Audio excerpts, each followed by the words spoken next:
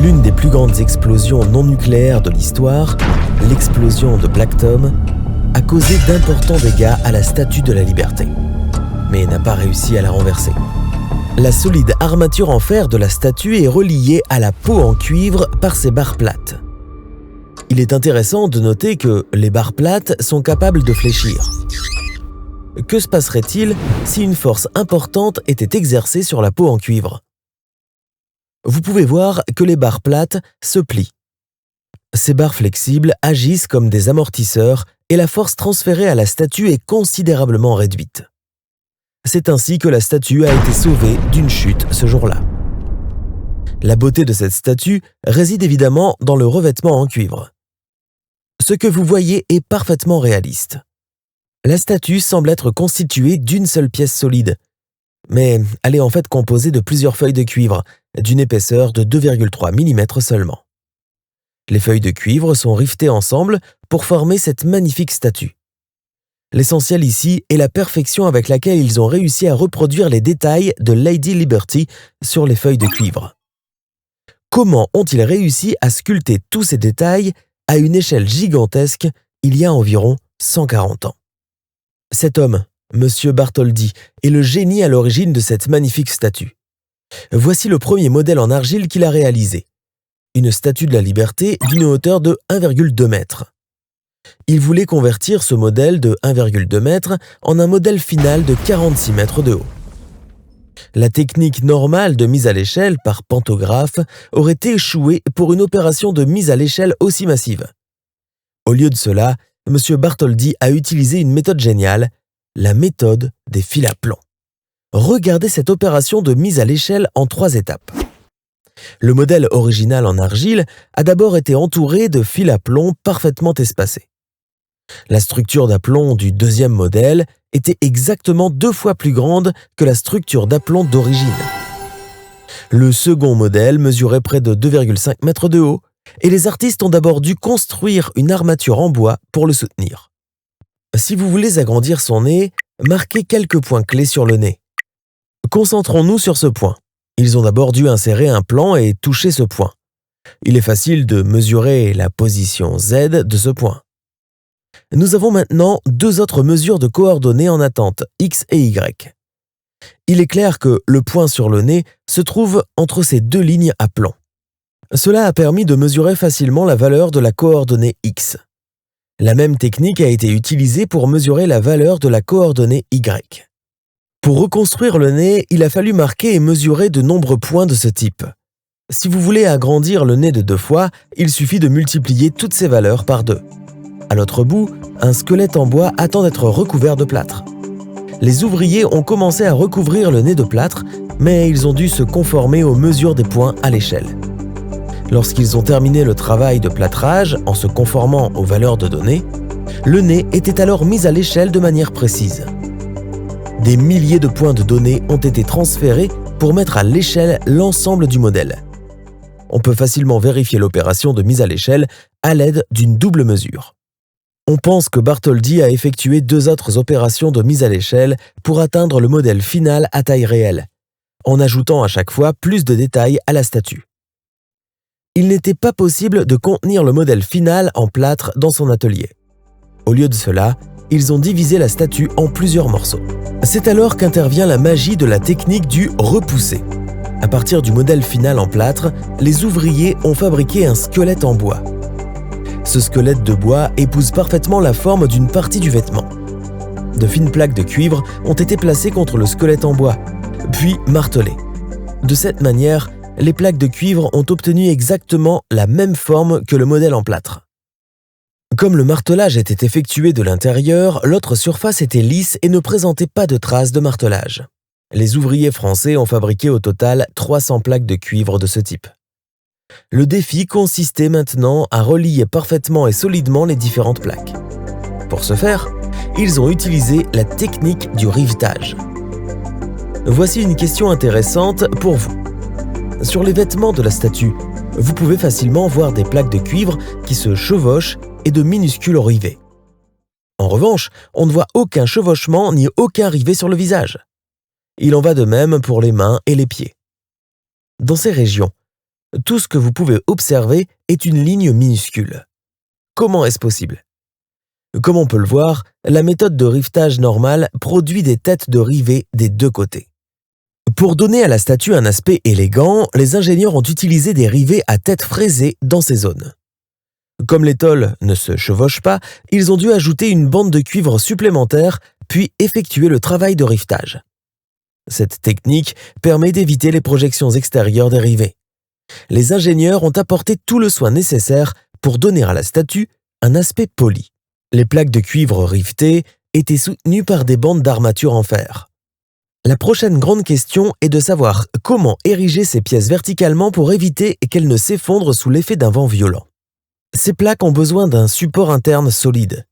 Bartholdi, qui n'avait aucune idée de la manière de construire un squelette de soutien pour la peau de cette dame, symbole de la liberté, s'est adressé à l'architecte le plus populaire de l'époque, Eugène Viollet-le-Duc.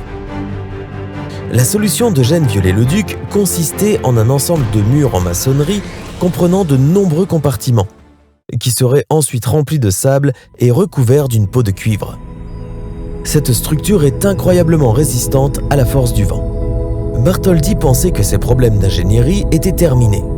Mais en 1879, Eugène décéda sans avoir laissé de plan détaillé de sa structure.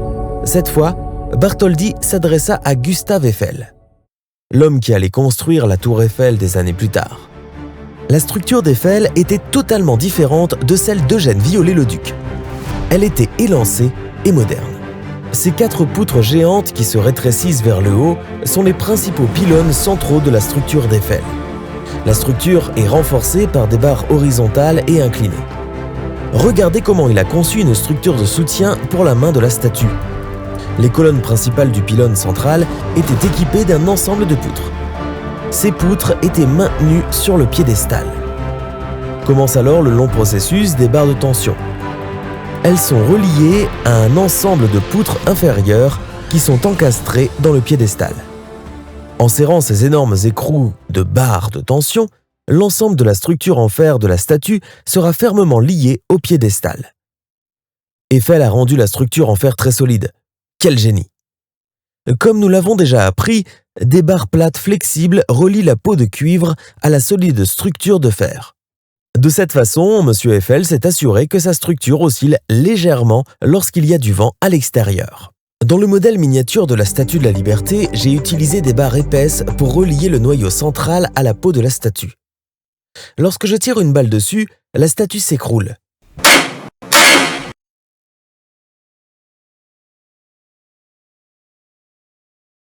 Dans le second modèle, j'ai utilisé des barres fines et flexibles. Comme vous pouvez le voir, elles ne se renversent plus.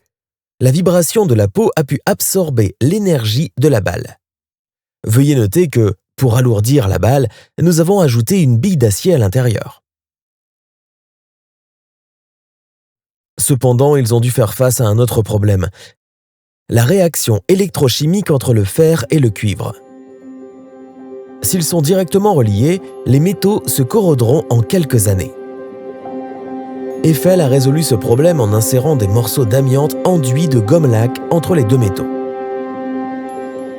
La statue atteint sa forme et sa beauté définitive à Paris. En revanche, à New York, la construction du piédestal de la statue se heurte à de graves difficultés financières. De plus, le transfert de l'équipement et des matériaux de construction vers l'île a constitué un autre défi de taille. À Paris, la statue achevée, sans piédestal, attend patiemment sa destination finale. À New York, la construction du piédestal progresse très lentement. En janvier 1885, Bartholdi prend un risque. Il décide de préparer cette Lady Liberty pour le voyage. Il faut près de 6 mois aux ouvriers pour démonter soigneusement la statue. Ils emballent la Statue de la Liberté dans 214 caisses en bois et les chargent sur un navire de la marine française. De retour au pays, le comité de collecte de fonds s'efforce de trouver des fonds. Mais, à un moment donné, il semble que la construction d'un piédestal pour la Statue de la Liberté soit un rêve impossible. C'est à ce moment-là que le sauveur de Lady Liberty, Joseph Pulitzer, un éditeur de journaux, entre en action. il lance sa propre campagne de collecte de fonds dans son journal The World. Dans ses éditoriaux, il se moque des riches Américains qui n'ont pas contribué à la statue et rend hommage aux Américains ordinaires qui ont fait des dons en imprimant leur nom. En un mois seulement, Pulitzer récolte alors 25 000 $. Le 17 juin 1885, dans un accueil héroïque, le navire français atteint le port de New York avec la Statue de la Liberté démontée. En l'absence de piédestal, les caisses sont entreposées. De nombreux autres journaux suivent l'exemple du World et l'enthousiasme du public grandit considérablement. En août 1885, le comité avait atteint son objectif de collecter 100 000 $. Cette pyramide tronquée en béton est la base du piédestal. Le poids de la statue entière est supporté par une fondation en natte de 4,5 mètres de profondeur. Ces grands blocs de granit ont été le principal matériau utilisé pour la construction du piédestal. Vous pouvez imaginer l'effort nécessaire pour transporter les lourds blocs de granit jusqu'à l'île via des barges et des bateaux. Des grues et des dérigues à vapeur ont été largement utilisés pour soulever le matériau. Les ouvriers ont commencé à assembler et à bétonner les blocs de granit. Ils ont laissé un espace vide au centre. Cet espace vide devait contenir la zone d'entrée, les escaliers et un ascenseur. Au niveau 6P, ils ont construit une terrasse d'observation. Une fois le socle prêt, les ouvriers ont commencé l'assemblage du pylône central en fer. Il s'agissait en fait d'un travail de remontage. Gustave Eiffel a établi un plan et un cahier des charges parfait, en France, pour remonter correctement la charpente en fer. Vous remarquerez même la planification parfaite de la construction des escaliers à double hélice. L'échelle qu'ils construisent doit aller jusqu'à la torche de la statue. Nous y reviendrons plus tard. Sous la direction de son équipe d'ingénieurs, les ouvriers ont parfaitement terminé le travail d'assemblage. Il ne reste plus qu'à fixer la peau en cuivre à la barre flexible du cadre en fer. Pour ce travail, les échafaudages n'étaient plus nécessaires. Les ouvriers devaient aligner les trous dans les deux plaques avant de procéder au rivetage. Bartholdi a joué un rôle majeur dans les activités de reconstruction de la statue. Il se rendit plusieurs fois aux États-Unis à cette fin. Le 28 octobre 1886, la statue a été dévoilée au public au milieu d'une immense fanfare. Le visage de la statue était drapé d'un drapeau français et M. Bartholdi était placé à l'intérieur de la couronne et le tenait. Lorsque Bartholdi a laissé tomber le drapeau, la statue a été officiellement dédiée au public. Il a fallu près de 20 ans pour obtenir la couleur verte caractéristique de la statue. Il s'agit en fait d'une couche appelée patine, formée par une réaction d'oxydation avec l'air. Cette couche agit comme une couche stable protégeant le cuivre de la corrosion. Lors des travaux de restauration de 1984, les autorités ont dû remplacer les barres d'armature internes rouillées, mais elles n'ont pas eu à effectuer beaucoup de travaux de réparation sur la peau de cuivre. Au cours de ces travaux de restauration, les autorités ont remplacé l'ancienne torche par une torche plus élégante. L'ancienne torche était en effet trop endommagée pour être restaurée. Si vous voulez vous rendre compte de l'effort fourni par les artisans de Bartholdi, jetez un coup d'œil sur les détails du vêtement porté par Lady Liberty. Les artisans auraient pu facilement assembler des feuilles de cuivre comme indiqué. Les spectateurs au sol n'auraient jamais pu déceler ce procédé simpliste. Cependant, les artisans ont été méticuleux et ont fabriqué les deux extrémités de l'étoffe. Il s'agit maintenant d'un ouvrage en métal qui comporte de nombreux éléments internes difficiles à assembler.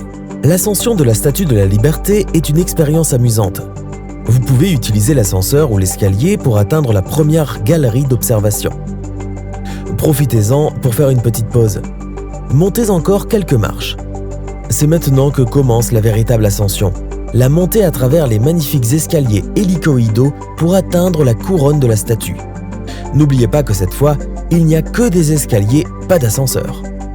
Il faut gravir 146 marches pour atteindre le sommet. Si vous êtes fatigué pendant cette ascension, il y a quelques points de repos le long du chemin. Pendant l'ascension, vous remarquerez peut-être un autre escalier hélicoïdal au-dessus. Il servira en fait à descendre et non à monter. Une fois que vous aurez atteint le sommet, vous pourrez profiter d'une vue magnifique sur les eaux du port de New York. Voyons maintenant comment atteindre le point le plus haut de la statue, la galerie de la Torche. L'accès à la Torche a été bloqué en 1916 après l'explosion du Black Tom. Si l'accès n'avait pas été bloqué, vous auriez pu profiter d'une autre ascension et d'une vue extraordinaire. La Statue de la Liberté a survécu à l'ouragan Hazel, un ouragan meurtrier qui a sévi en 1954 grâce à l'ingéniosité d'Eiffel. Selon notre analyse, l'ouragan, qui a soufflé à une vitesse de 140 km/h, aurait fait osciller la statue de 5 cm et la torche de 7 cm. L'explosion du tome noir en 1916 a gravement endommagé la statue. L'explosion a été mesurée sur une échelle de Richter de 5,5 et a provoqué d'énormes ondes de choc. Les éclats de l'explosion ont causé de graves dommages à la peau. Il est intéressant de noter que la torche de la statue est restée allumée pendant cet événement. La torche en verre de la statue s'est brisée. Le bras et la structure interne ont été fortement endommagés. Après la réparation, les autorités ont décidé de fermer définitivement la galerie de la Torche aux visiteurs. Elles craignaient peut-être que la structure réparée ne soit pas aussi solide que la structure originale de M. Eiffel. Rendons maintenant hommage à M. Gustave Eiffel en soufflant de l'air contre sa structure.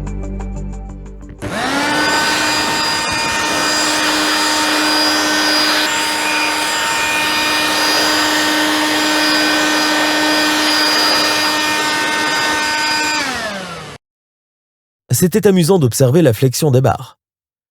Avant de partir, n'oubliez pas de nous soutenir sur Patreon. Cette chaîne survit grâce au soutien de nos donateurs. Prenez soin de vous. Bye bye.